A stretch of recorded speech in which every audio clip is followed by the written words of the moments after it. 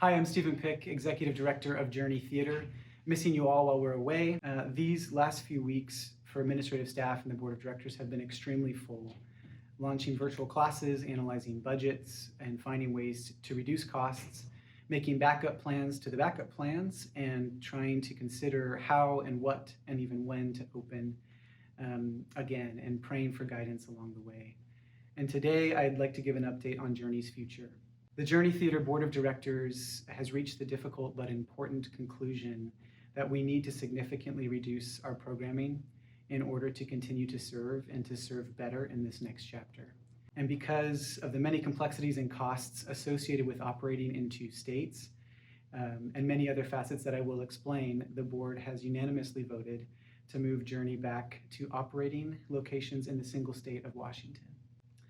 Before I explain the reasons for this decision, I want to say that I have several possible ways for Oregon families to move forward, and I will circle back to those in this video. I mentioned a few weeks ago that Journey would not look the same in the future, and this will not be a surprise to most as we look around and see many of our favorite restaurants and businesses that may not survive COVID-19. Also, many of you have seen my communications at the end of last year around Journey's historic and persistent lack of reserves in time, money, and people. Even then, things would have likely had to change in a big way in order for the ministry to move forward in a healthy way. So while COVID-19 is not the sole reason for the change, it certainly is creating necessity and therefore the opportunity. Though this is difficult, God has been preparing the program for this adjustment for a long time. And in the 2 years since I've been here, He has been leading us in a process of renewed mission and values that focus on quality over quantity and depth over width. He's been showing us that there is a need and a way for students, families, artists, staff to truly thrive in this community rather than just survive. And He's also made it very clear that in order to do this, we need to not spread ourselves too thin. We need to embrace our limits individually and as an organization as God's gift to us. That's Pete Scazzero's great line. Our limits are God's gift to us.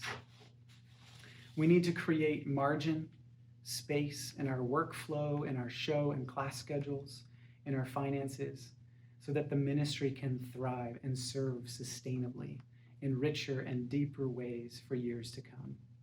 Any business operating in 2 or more states will face many challenges, such as differing laws, HR policies, tax and wage regulations, costs, and communication. Our founder, Bethany Larson, will speak more on this in a moment. In short, by expanding from Washington in 2007, the program took a dive straight into the deep end and has been treading water without a life jacket ever since.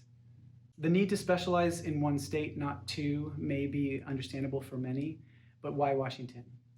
The choice between Washington and Oregon was data-driven by data, history, and the expectations for the future.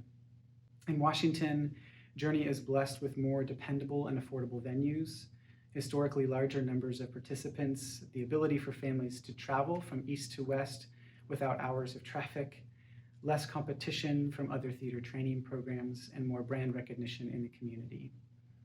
Though this is the right way forward, it will not be easy.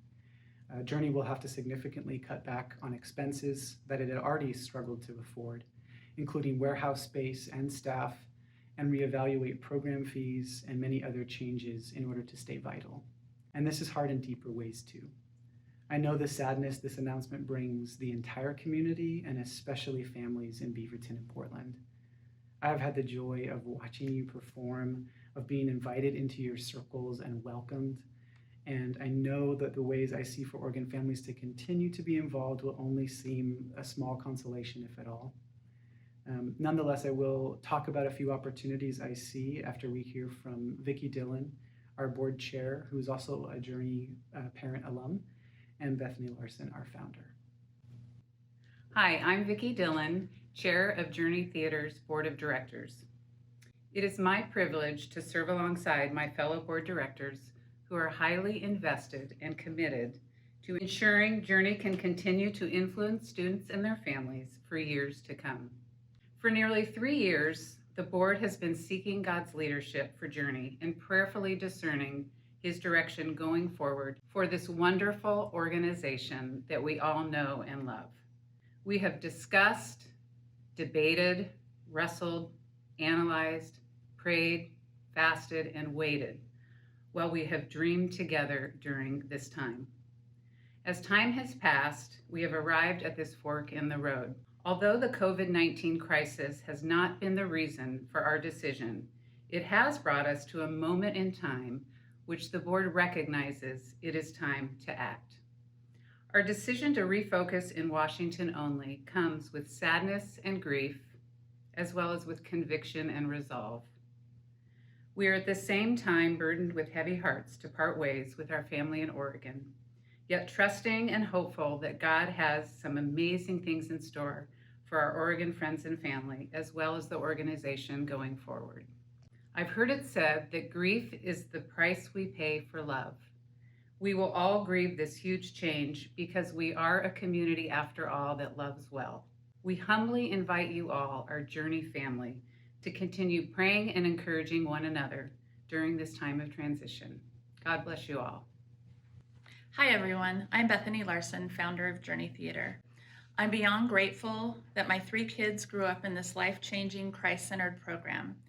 They learned invaluable lessons about disappointment and teamwork and made lifelong friends. So have I.